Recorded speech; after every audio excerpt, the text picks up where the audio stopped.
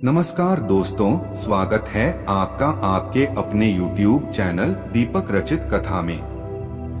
हर हर महादेव।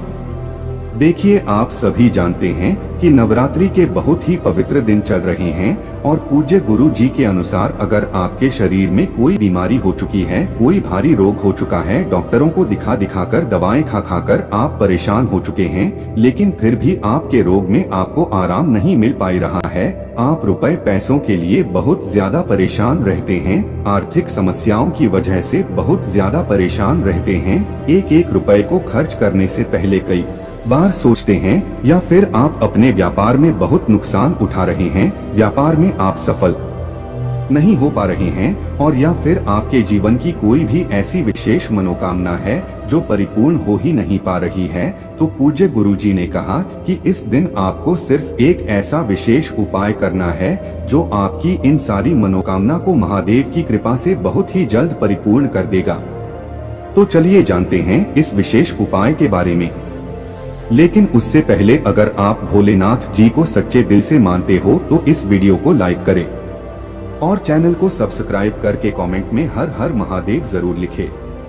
पूरे साल में हमने सिर्फ 2 बार ही ऐसा मौका मिलता है जब हम माता रानी के नवरात्रि के पवित्र दिनों में कुछ विशेष उपाय करते हैं। इस बार बुधवार के दिन पड़ रही है नवरात्रि की चतुर्थी तिथि और पूज्य जी द्वारा बताए गए 2 ऐसे विशेष उपाय आज आपको बताए जाएंगे जो आपके जीवन में चल रही इन तमाम परेशानियों को दूर करने के लिए सबसे अचूक साबित होंगे। चलिए बात करते हैं गुरुजी द्वारा बताए गए पहले खास उपाय के बारे में जो आपकी किसी भी प्रकार की मनोकामना को परिपूर्ण करने के लिए बहुत ही अच्छा उपाय साबित होने वाला है। देखिए, इस उपाय के लिए आपको ले लेना है 1 लोटा जल। लोटा तांबे का ले लीजिएगा और जल आप अपने किचन से ले लीजिएगा। फिर इसी के साथ आपको ले लेना है 1 चावल का दाना। चावल का दाना लेते समय आप ध्यान रखेंगे कि ये कहीं से भी टूटा हुआ नहीं होना चाहिए, खंडित नहीं होना चाहिए। फिर इसी के साथ आपको ले लेना है 1 बेलपत्र। बेलपत्र अगर आपके पास नहीं है तो आप शिवलिंग के ऊपर चढ़ी हुई बेलपत्र को उठाकर जल से शुद्ध करके उसका इस्तेमाल भी कर सकते हैं। बस आपको ध्यान रखना है कि यह बेलपत्र कहीं से भी कटी फटी नहीं होनी चाहिए और बेलपत्र की डंडी के आखिर में जो दूध होती है यानी जो डंठल होता है वो भी नहीं होना चाहिए। फिर इसी के साथ आपको ले लेने हैं 3 हरे साबुत मूंग के दाने। हरा साबुत मूंग जिसे खड़ा मूंग भी कहते हैं, सामने स्क्रीन पर आपको दिखाया जा रहा है। इसके आपको सिर्फ 3 दाने ले लेने हैं। अब ये सारी सामग्री लेकर आपको पहुंच जाना है शिवालय। और सुबह भी कर सकते हैं, जब भी आपको टाइम मिल जाए तब आप शिवालय जाकर इस उपाय को कर सकते हैं। देखिए, अब शिवालय पहुंचकर सबसे पहले आपको एक काम करना है। आप जो 3 हरे मूंग के दाने लेकर गए हैं उनमें से पहला मूंग का दाना आप नंदी महाराज का जो पैर उठा हुआ रहता है, शिवलिंग के सामने जो नंदी भगवान बैठे रहते हैं उनका जो पर उठा हुआ रहता है उसके पास यह 1 हरा साबुत मूंग का दाना समर्पित कर देंगे और श्री शिवाय नमस्तुभ्यम या फिर ओम नमः शिवाय मंत्र का स्मरण कर लेंगे। फिर इसके बाद आप दूसरा हरे मूंग के दाने को लेंगे और इस मूंग के दाने को आप शिवलिंग में जो श्री गणेश जी का स्थान होता है वहां पर समर्पित कर देंगे। देखिए, शिवलिंग के दाहिने साइड के कोने में श्री गणेश जी का स्थान होता है और यहीं पर आपको दूसरा हरा साबुत मूंग का दाना समर्पित कर देना है और 11 बार श्री गणेशाय नमः या फिर ओम गण गणपति नमः इन दोनों में से किसी भी एक मंत्र का 11 बार स्मरण कर लेना है।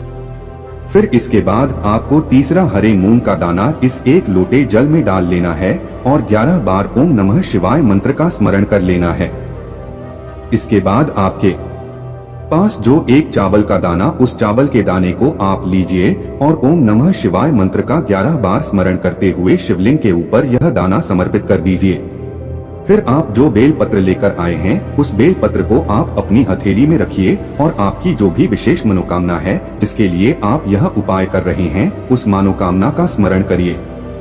चाहे धन से संबंधित मनोकामना हो या फिर व्यापार से संबंधित मनोकामना हो या फिर नौकरी से संबंधित मनोकामनाओं या फिर मकान या विवाह से संबंधित मनोकामना, किसी भी प्रकार की मनोकामना हो तो उस मनोकामना का स्मरण करिए और महादेव से उसे पूरा करने की प्रार्थना कर लीजिए और एक बेलपत्र आप शिवलिंग के ऊपर समर्पित कर दीजिए।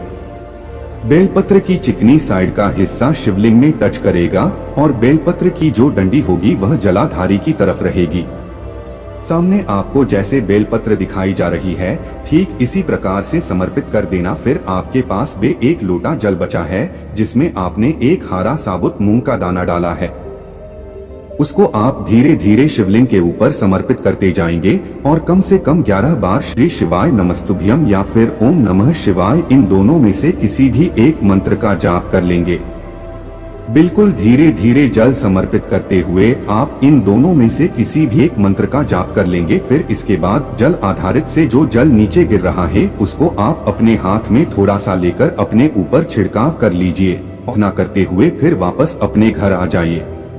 पूज्य गुरुजी ने कहा कि अगर इस नवरात्रि की चतुर्थी तिथि में हम लोग बुधवार के दिन यह विशेष उपाय कर लेते हैं तो महादेव की कृपा से हमारी कोई भी मनोकामना बहुत ही शीघ्रता से परिपूर्ण हो जाती है।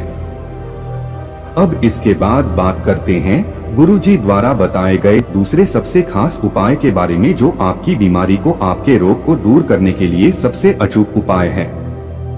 अगर आपके शरीर में कोई भारी रोग हो गया है, कोई भारी बीमारी हो गई है, तो ये उपाय आपके लिए रामबाण साबित होने वाला है। देखिए, इस उपाय के लिए भी आपको एक लोटा जल ले लेना है। तांबे के पात्र में आप जल भर लीजिए और इसी के साथ आपको ले लेना है 7 दुर्वा। दुर्वा यानी हरी घास, या अगर शिवलिंग के ऊपर चढ़ी हुई है तो को उठाकर आप जल से शुद्ध करके फिर उसका इस्तेमाल भी कर सकते हैं। और अगर शिवलिंग में नहीं चढ़ी है तो आपके घर के आसपास जो कच्ची जमीन होती है, जो पार्क होती है, वहाँ पर ये आसानी से मिल जाएगी। तो आपको सिर्फ 7 हरी दूर्वा ले लेनी है। अगर आपको नहीं मिल पाती है तो किसी भी फूल वाली दुकान से भी आप इसे खरीद सकते हैं। अब ये 7 हरी दूर्वा और एक लोटा जल लेकर आपको जाना है शिवालय। आप सबसे पहले शिवालय पहुंचने के बाद आपको एक काम करना है, इस पूरे बंडल को शिवलिंग के ऊपर समर्पित कर दीजिए। बंडल की जो डंडे का हिस्सा होगा वो जलाधारी की तरफ रहेगा और पत्ती साइड का जो हिस्सा है वो महादेव की तरफ रहेगा। जैसे वीडियो में आपको दिखाया जा रहा है ठीक ऐसे ही आपको यह समर्पित कर देना है और हाटकेश्वर महादेव का स्मरण कर लेना है।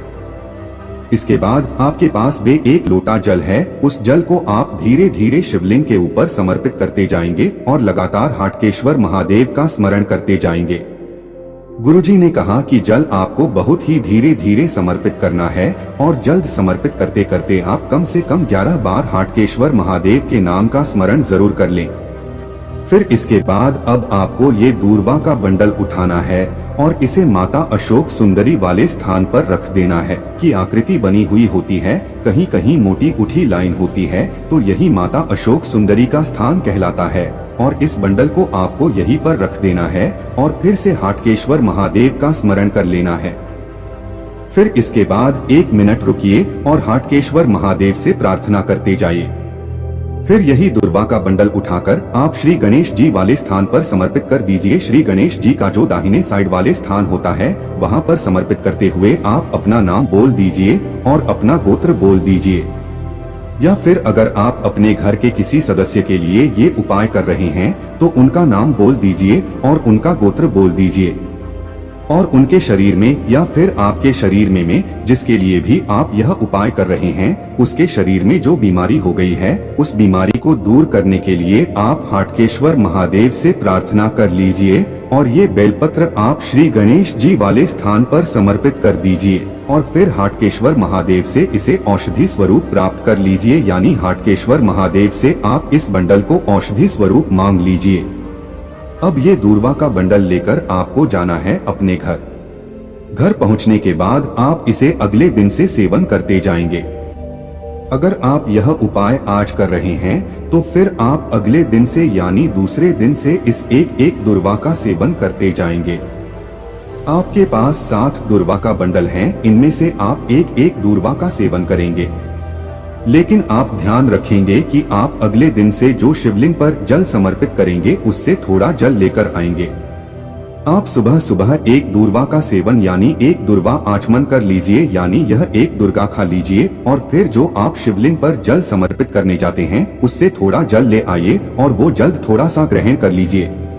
हाटकेश्वर महादेव का स्मरण करते हुए आप 7 दिन लगातार इस दूर्वा का सेवन करिए और 7 दिन शिवलिंग में जल समर्पित करने के बाद प्रत्येक दिन यानी हर दिन आपको शिवलिंग में जल समर्पित करना और हर दिन थोड़ा सा जल लेकर आना है। पूज्य गुरुजी ने कहा कि अगर आप 7 दिन ये उपाय लगातार इस नवरात्रि की विशेष स्थिति में कर लेते हैं तो हमें यकीन दिलाते हैं कि आपके शरीर में चाहे जैसा रोग हो गया हो, चाहे जितनी गंभीर बीमारी हो गई हो, चाहे जितना गंभीर रोग हो गया हो, तो आपके रोग में, आपकी बीमारी में आपको निश्चित ही आराम मिलना शुरू हो जाएगा।